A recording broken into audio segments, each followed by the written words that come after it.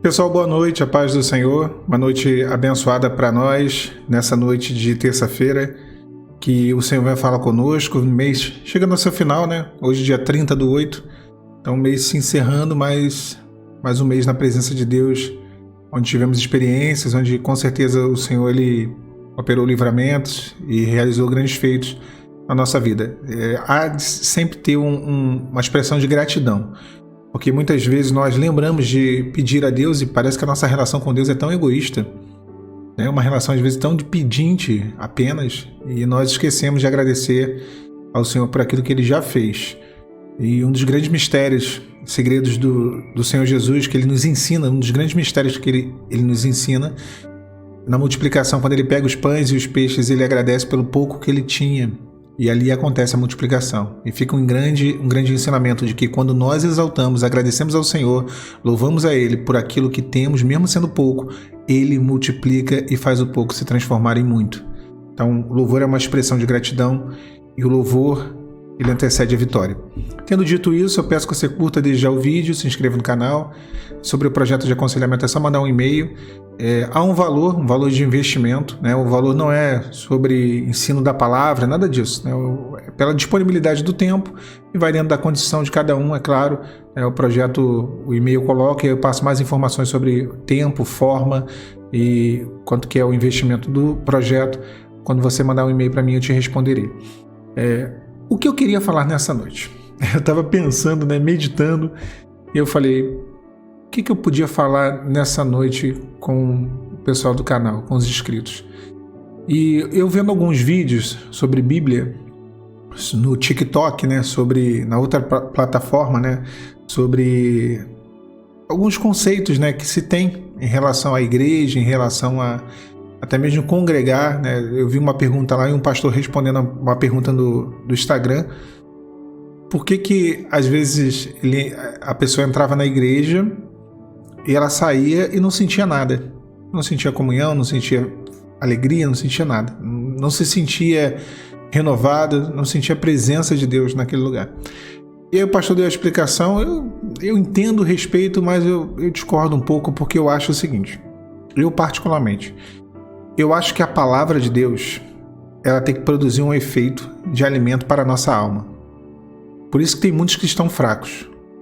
Muitos estão fracos. Eu vejo aqui nos comentários, eu leio, independentemente da busca que você está tendo, se você está lutando por uma restauração, se você está lutando por uma bênção de cura, por uma bênção profissional, por uma bênção familiar na igreja, independentemente. Se você tiver com a sua vida fraca diante do Senhor, a sua vida espiritual, se você não tiver com uma estrutura espiritual, você não vai conseguir chegar até o final dessa jornada. O corpo ele precisa de comida. Um celular precisa de bateria, né, de energia elétrica para recarregar. E a nossa alma precisa ouvir a palavra de Deus. Agora, assim como existem vários tipos de alimentos, assim como um celular, você comprar um carregador, tem aqueles carregador baratinho que não carrega nada. Mostra que está carregando, mas o celular fica ali horas e não carrega, né? Então, às vezes vale até mais um investimento um pouco maior para comprar um carregador que realmente funciona. E comida não é diferente. Existem comidas como os fast food, que são comidas rápidas, como o nome já diz. Você mata a fome, mas não alimenta. E não é diferente no que se refere à Bíblia. E não é diferente no que se refere à palavra de Deus. Existem mensagens, conteúdos bíblicos que eles não vão matar a fome da tua alma. Teologia não mata a fome da alma de ninguém. Arqueologia não mata a fome da alma de ninguém. História não mata a fome. Nada disso vai descedentar a sede da sua alma, a fome da sua alma. O que realmente vai trazer o alimento é a palavra vinda através da revelação do Espírito Santo. Vejamos o que Davi diz lá no Salmos 23. Ele diz, o Senhor é meu pastor e nada me faltará. Certo? E aí ele continua dizendo, deitar-me faz em verdes pastos. Davi coloca o Senhor como o pastor e ele se põe na figura da ovelha. A ovelha, ela encontra alimento em verdes pastos. O que vem a ser o pasto verde? O pasto verde é um pasto com vida. Um pasto que não tem vida não é verde, é um pasto realmente seco, que não tem, o alimento não tem nutrientes. E as ovelhas, elas não apacentam em pasto verde, em pasto seco, apenas em pasto verde. E o que vem a ser isso? Às vezes nós vamos à igreja, nós chegamos a um determinado lugar e nós não sentimos a presença de Deus, e a mensagem que é trazida, a palavra que é trazida, é uma palavra que às vezes até dito muitas coisas boas, mas coisas que não alimentam. Olha, Deus é Deus de vitória, Deus é Deus de poder, o Senhor é o Senhor dos exércitos. Isso tudo é muito bom, isso tudo está tudo certo, mas não alimenta. Sobretudo, a palavra revelada de Deus, ela revela o coração do homem ao próprio homem. Olha o que Paulo vai dizer. A palavra de Deus, ela é uma espada.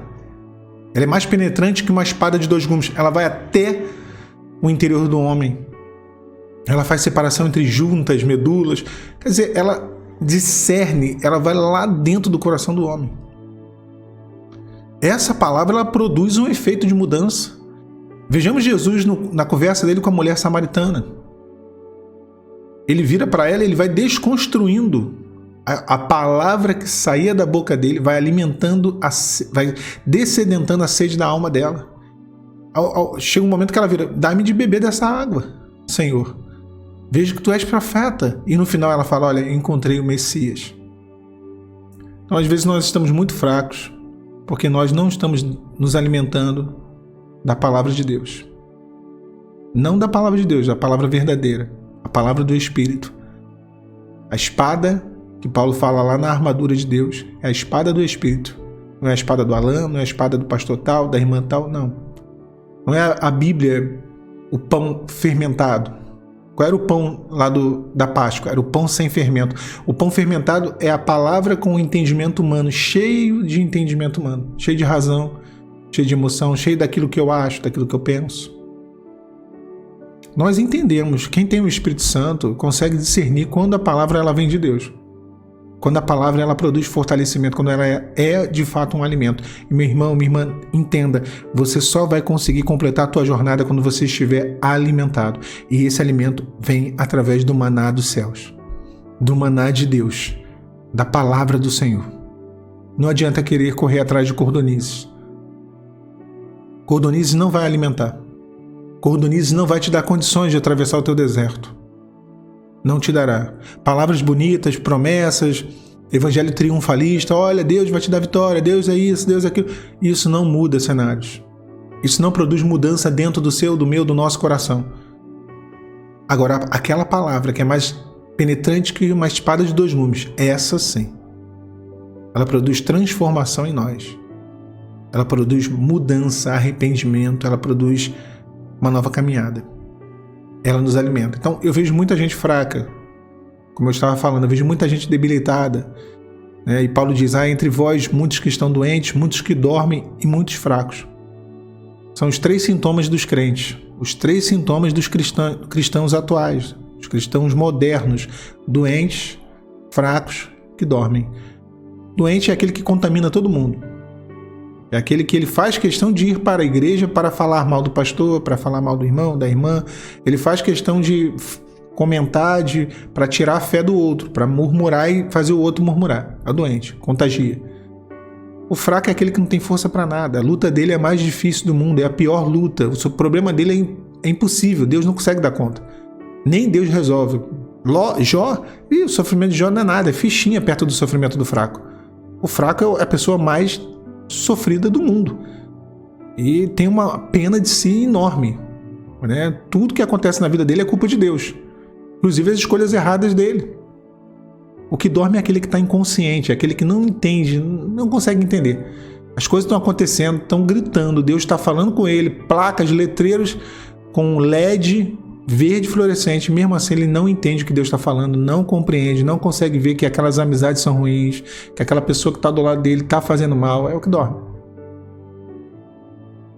Agora o fraco, muito da sua fraqueza, ou praticamente ela toda, se dá por conta da pessoa não se alimentar da palavra.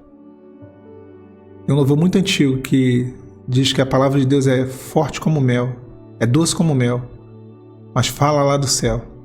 Louvor antigo, eu não vou lembrar agora aqui, não vou conseguir cantar. E essa é a palavra. Jesus ele fala, eu sou o pão vivo que desceu dos céus.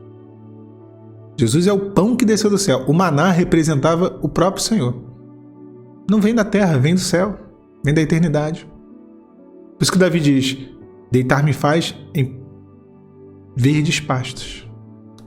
O pasto verde é o pasto vivo. É o pão. O pasto é o alimento da ovelha, né? É o pão da ovelha. É o pão da vida. Jesus, o pão da vida. É essa a palavra. Então, se você descedentar a tua sede, o teu cansaço, através da palavra, você vai conseguir completar a jornada. Alan, como eu faço isso? Você tem Bíblia? Você tem Bíblia? Se você tiver Bíblia, uma hora ou outra você não vai precisar nem ficar aqui no canal. O canal aqui vai ser como, de fato, vai ser apenas um complemento daquilo que você está buscando experiência, e o canal aqui não vai ser tão necessário. E nenhum canal vai ser necessário. Se você tiver Bíblia, você tem uma bomba nuclear nas suas mãos, só que você não usa. Ah, eu não entendo. Pois é, eu também não entendia. E até hoje eu não compreendo de uma maneira completa. Na escola do Senhor, somos e seremos sempre eternos aprendizes. Mas você só tem uma forma de entender a Bíblia. Começa a ler. Começa pelo Novo Testamento. Vai ler o Mateus, Marcos, Lucas, João. Vai para os Atos dos Apóstolos, as cartas de Paulo. Aí você não chega. Quando chegar no Apocalipse, você para. Você não lê Apocalipse. Aí vai lá para Gênesis. Aí lê Gênesis, Êxodo, Número, Deuteronômio, Número, Levítico, Josué, Juízes, aí vai lendo. Aí quando terminar o Antigo Testamento, você lê Apocalipse. Eu fazia isso, eu lia 3 capítulos por dia e 5 capítulos ao domingo. Era a minha meta. E assim eu consegui ler a Bíblia em 1 ano, a primeira vez. 3 capítulos por dia e 5 ao domingo. E aquilo me trazia alento, fortalecimento, renovo. A palavra, ela não deve ser apenas lida, devemos meditar sobre ela. Então medita, né? Como um animal ruminante. Eu medito na tua lei, diz o salmista. O que é o animal ruminante? Pode parecer algo nojento, mas o boi é um ruminante. Ele come o capim, ele tem uma bolsa, ele guarda como se fosse na garganta dele aquele alimento. Depois ele vai, bota para fora e come de novo. Ele rumina, ele processa aquele alimento ao longo do dia inteiro. Mas é interessante dizer isso, porque como um animal ruminante eu medito na tua lei. É o dia inteiro, não é só ler os 3 capítulos. É meditar naquilo que você leu, é entender que Deus quer falar contigo e o que Ele quer falar contigo através daquele texto. Isso é maravilhoso. Tá? Talvez não de uma forma sequencial, mas leia. Daniel, amanhã você vai em 1 João, não importa. Leia. Esse é o alimento da sua alma. Faça isso. E tenha certeza que essa fraqueza toda vai parar. Vai parar. Porque esse alimento é forte. Essa é uma feijoada espiritual. Vai te dar condições de prosseguir. E com a força desse alimento, Elias caminhou 40 dias e 40 noites. E chegou até o Horebe. E Deus te abençoe, meu irmão, minha irmã, nessa noite de terça-feira. A paz do Senhor Jesus.